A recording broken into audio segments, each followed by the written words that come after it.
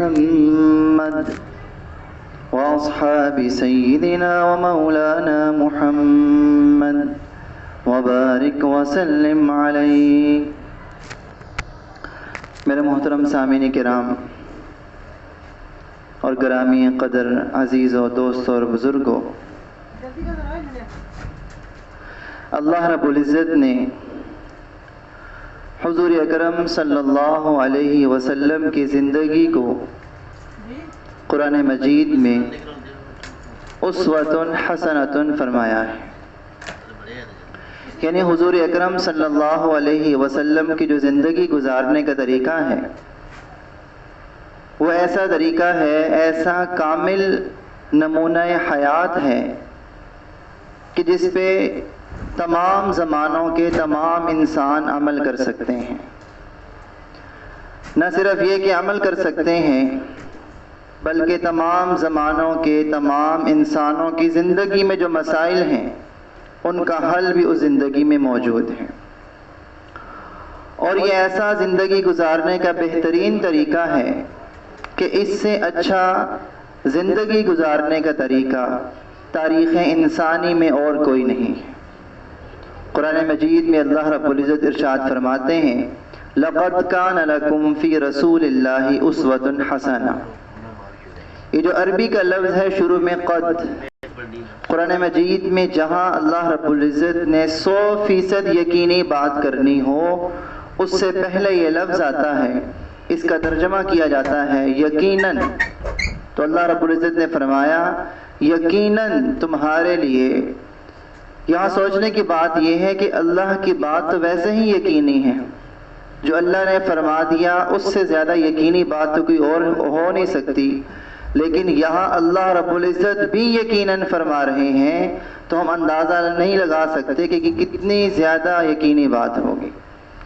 اللہ نے فرمایا یقیناً تمہارے لیے اللہ کے رسول کی زندگی میں بہترین نمونہ موجود ہے، یعنی اگر ایک انسان اچھی زندگی گزارنا چاہتا ہے تو وہ کیا کرے؟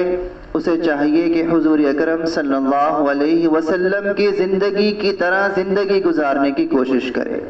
اگر کوئی ایسا کرتا ہے تو یہ اللہ رب العزت کی طرف سے بہترین زندگی گزارنے کا طریقہ ہوگا، یہ ایسی زندگی ہوگی کہ دنیا بھی اچھی ہوگی اور آخرت بھی اچھی ہوگی۔ میرے محترم سامعین کرام، ویسے تو ہمیں زندگی کے ہر پہلو میں حضور اکرم صلی اللہ علیہ وسلم سے رہنمائی ملتی ہے۔ آج جو ہم تذکرہ کریں گے وہ حضور اکرم صلی اللہ علیہ وسلم کی زندگی کا جو پہلو ہے رحمت، اس کے بارے میں تذکرہ کریں گے کہ حضور اکرم صلی اللہ علیہ وسلم رحمت کس طرح ہے۔ قرآن مجید میں اللہ رب العزت ارشاد فرماتے ہیں وَمَا أَرْسَلْنَاكَ إِلَّا رَحْمَةً لِّلْعَالَمِينَ، اور ہم نے آپ کو تمام جہانوں کے لیے رحمت بنا کر بھیجا ہے۔ اب حضور اکرم صلی اللہ علیہ وسلم تمام جہانوں کے لیے رحمت ہیں، یعنی حضور اکرم صلی اللہ علیہ وسلم کی ذات اقدس کا تمام جہان والوں کو فائدہ ہی فائدہ ہے، رحمت ہی رحمت ہے۔ جس طرح اللہ رب العزت تمام جہانوں کا رب ہے، جس طرح قرآن مجید تمام جہانوں کے لیے ذریعہ ہدایت ہے، اسی طرح حضور اکرم صلی اللہ علیہ وسلم کی ذات اقدس تمام جہان والوں کے لیے رحمت ہے، تمام جہان والوں کے لیے لطف و کرم ہے۔ میرے محترم سامعین کرام، امت مسلمہ پہ اجتماعی طور پہ حضور کی رحمت اگر دیکھنی ہو تو اللہ رب العزت قرآن مجید میں ارشاد فرماتے ہیں لَقَدْ جَاءَكُمْ رَسُولٌ مِّنْ أَنفُسِكُمْ، تحقیق تمہارے پاس ایک رسول آیا ہے جو تم میں سے ہے، عزیزٌ علیہ ما عنتم، تمہارا تکلیف میں پڑنا ان پر بہت گراں گزرتا ہے۔ یعنی اگر کوئی امتی تکلیف میں ہے، اگر کسی امتی کو پریشانی ہے تو اللہ رب العزت یہ امت کو احساس دلا رہے ہیں کہ تمہاری تکلیف حضور اکرم صلی اللہ علیہ وسلم پر بہت مشکل گزرتی ہے۔ اور یہاں یہ بات بھی ہمیں سمجھنی چاہیے، ہم نے بہت سارے واقعات سنے ہوں گے کہ کئی پیغمبر ایسے گزرے کہ ان کی امت نے ان کو جب تنگ کیا تو پیغمبروں نے اللہ سے اپنی امت کے لیے بد دعائیں کی، جس کے نتیجے میں وہ لوگ تباہ و برباد ہو گئے۔ حضور اکرم صلی اللہ علیہ وسلم پہ قربان جائیے کہ اللہ رب العزت اس امت کو فرما رہے ہیں کہ تمہارا تکلیف میں پڑنا حضور اکرم صلی اللہ علیہ وسلم کو بہت گرا گزرتا ہے۔ آگے فرمایا حریص علیکم کہ حضور اکرم صلی اللہ علیہ وسلم تمہاری بھلائی کے بہت زیادہ خواہش مند ہیں۔ حضور اکرم صلی اللہ علیہ وسلم کی تو یہی فکر ہے کہ میری امت کسی بھی طرح مشکل سے بچ جائے، تکلیف سے بچ جائے، میری امت کو دنیا میں بھی تکلیف نہ پہنچے، میری امت کو آخرت میں بھی تکلیف نہ پہنچے۔ پھر آگے فرمایا بالمؤمنین رؤوف الرحیم کہ وہ مومنوں پہ شفقت کرنے والے ہیں اور رحمت کرنے والے ہیں۔ یہ جو دو لفظ ہیں، دو صفات ہیں، رؤوف اور رحیم، یہ اصل میں اللہ کے ناموں میں سے ہیں، یہ اللہ کی صفات ہیں، لیکن اللہ نے حضور صلی اللہ علیہ وسلم کی رحمت کی وجہ سے یہ دو اپنی صفات حضور صلی اللہ علیہ وسلم کو عنایت فرمائی۔ میرے محترم سامعین کرام، حضور اکرم صلی اللہ علیہ وسلم کے بارے میں حضرت عائشہ رضی اللہ تعالیٰ عنہ فرماتی ہیں کہ اپنا پسندیدہ عمل کئی مرتبہ اس لیے چھوڑ دیتے کہ کہیں امت پر یہ فرض یا واجب نہ ہو جائے، امت کی دشواری کی وجہ سے اپنے پسندیدہ عمل چھوڑ دیتے۔ کئی مرتبہ حضور اکرم صلی اللہ علیہ وسلم نے اپنی امت کو دیکھ کے نماز اور خطبہ مختصر کر دیا۔ نماز تراویح کے بارے میں مشہور حدیث آپ نے سنی ہوگی کہ 3 دن، صرف 3 دن مسجد میں تراویح ادا فرمائی، اور چوتھے دن حضور اکرم صلی اللہ علیہ وسلم عشاء کی نماز پڑھا کر گھر تشریف لے گئے۔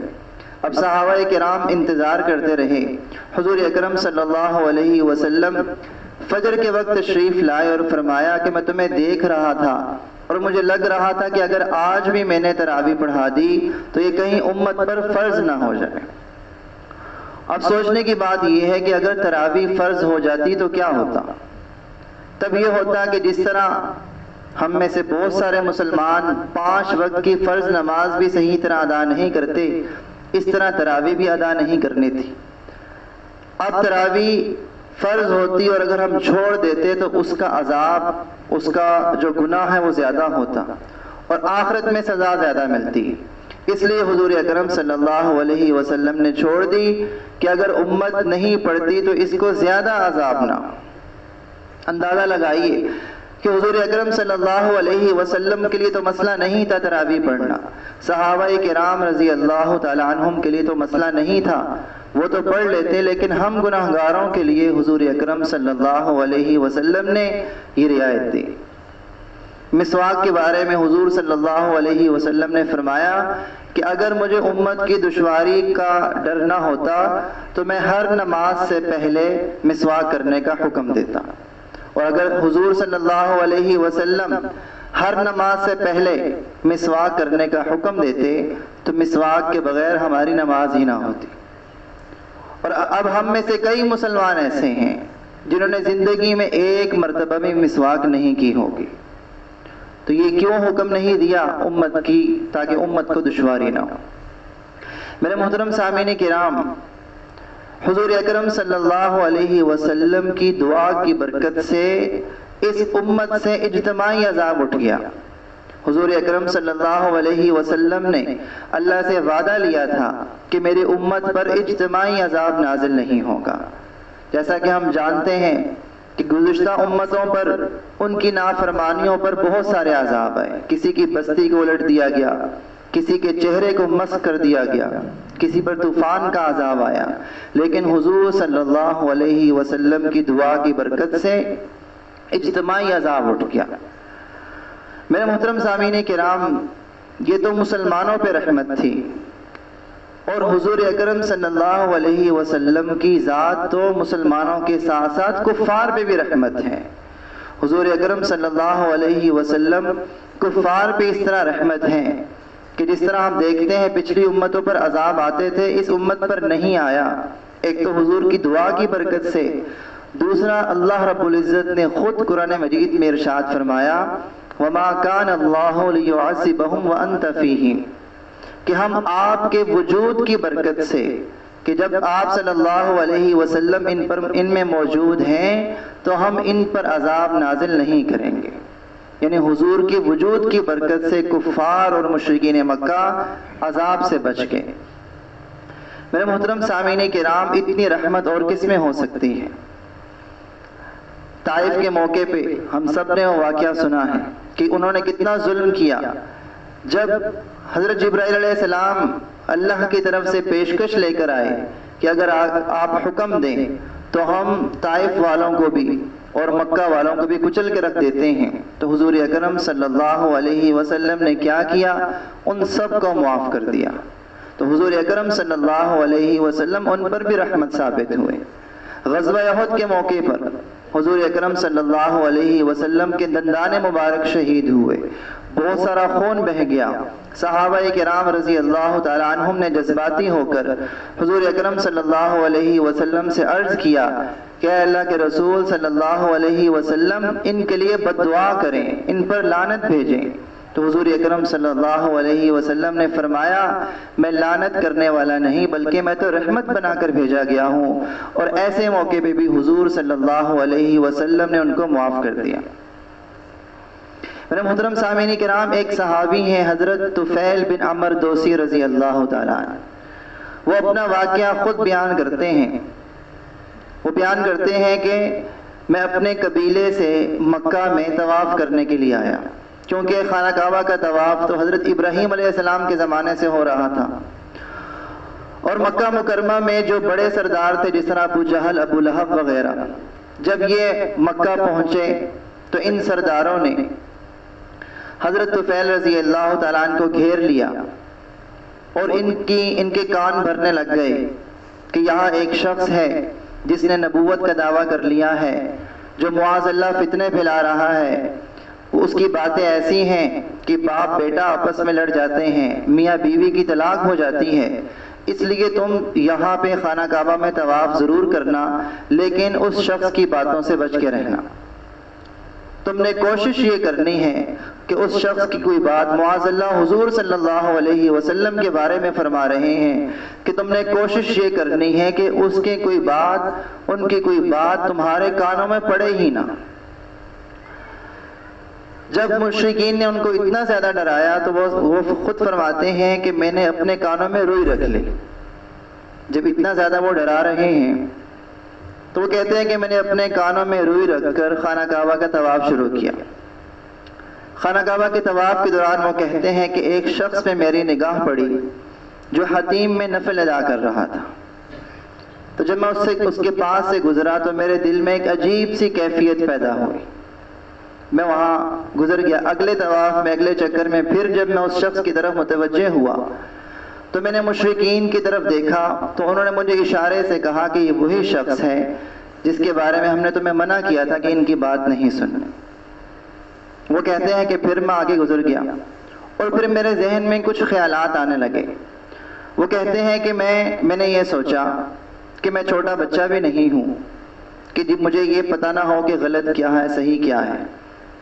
میرا ذہنی توازن بھی ٹھیک ہے، میں خود دیکھ سکتا ہوں کہ اچھا کیا ہے برا کیا ہے. ان کے کہنے پر میں ایسا کیوں کروں؟ اگر میرے سے کوئی غلط بات کرے گا تو نہیں سنوں گا، اچھی بات کرے گا تو سن لوں گا. وہ کہتے ہیں یہ میں سوچ کے اگلے چکر میں جب حضور صلی اللہ علیہ وسلم کے پاس پہنچا تو میں نے اپنے کانوں میں سے روئی نکال لی. اب حضور اکرم صلی اللہ علیہ وسلم اس وقت اللہ سے دعا کر رہے تھے. جب کہتے ہیں کہ جب میں نے حضور صلی اللہ علیہ وسلم کی بات سنی، جب حضور صلی اللہ علیہ وسلم کی آواز مبارک میرے کانوں میں پڑی تو مجھے لگ رہا تھا کہ جیسے میرے دل کی دنیا ہی بدل گئی.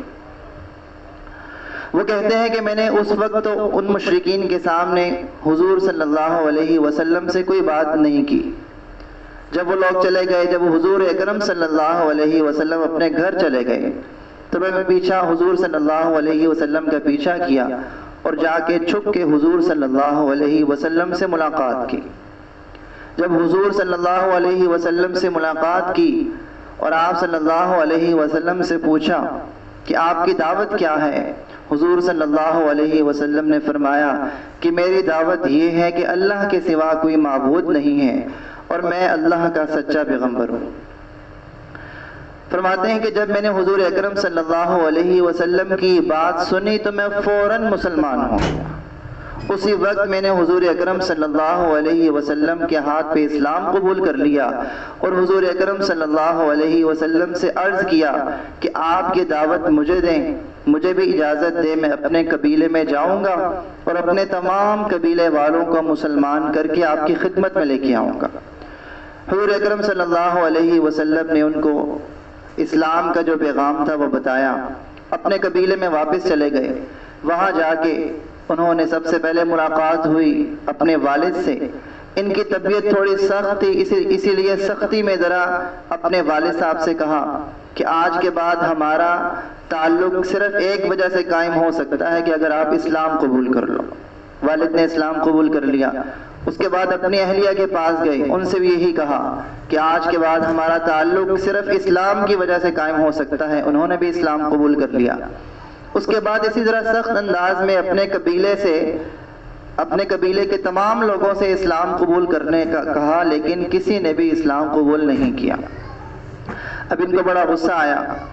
یہ صحابی واپس آئے حضور صلی اللہ علیہ وسلم کے پاس، سفر کر کے آئے تھے، سفر کی تھکاوٹ بھی تھی، غصہ بھی تھا۔ اب حضور اکرم صلی اللہ علیہ وسلم کے پاس تمام صحابہ کرام موجود تھے۔ صحابہ کرام کی موجودگی میں انہوں نے بڑے جذباتی انداز میں حضور سے فرمایا کہ وہ لوگ بڑے بدبخت ہیں، انہوں نے آپ کی دعوت کو قبول نہیں کیا، اس لیے آپ ان سب کے لیے بد دعا کریں۔ اب صحابہ کرام فرماتے ہیں کہ وہ حالت ایسی بن گئی تھی کہ صحابہ کرام کو لگ رہا تھا کہ اب حضور صلی اللہ علیہ وسلم ضرور اس قبیلے کے لیے بد دعا کر دیں گے، کیونکہ ان صحابی کو بڑی تکلیف پہنچی ہے۔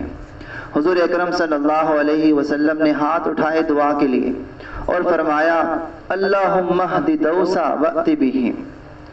سب سوچ رہے تھے کہ حضور اکرم صلی اللہ علیہ وسلم بد دعا فرمائیں گے۔ حضور نے فرمایا کہ اے اللہ، قبیلہ دوس کو ہدایت عطا فرما اور ان سب کو دائرہ اسلام میں لے آ۔ میرے محترم سامعین کرام، وہ صحابی پھر واپس چلے گئے اور پھر جب حضور صلی اللہ علیہ وسلم ہجرت کر کے مدینہ تشریف لے گئے تھے تو غزوہ احزاب کے موقع پر وہ صحابی اپنے پورے قبیلے کے ساتھ حضور صلی اللہ علیہ وسلم کو ملنے آئے، کیونکہ سارا قبیلہ تب تک مسلمان ہو چکا تھا۔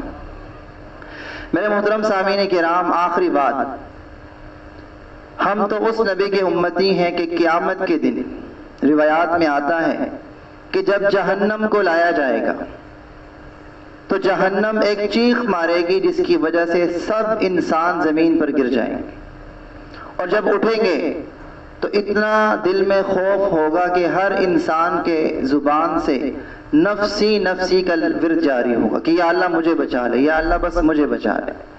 عام انسان تو نفسی نفسی کہہ رہے ہوں گے، بلکہ پیغمبر بھی نفسی نفسی کہہ رہے ہوں گے۔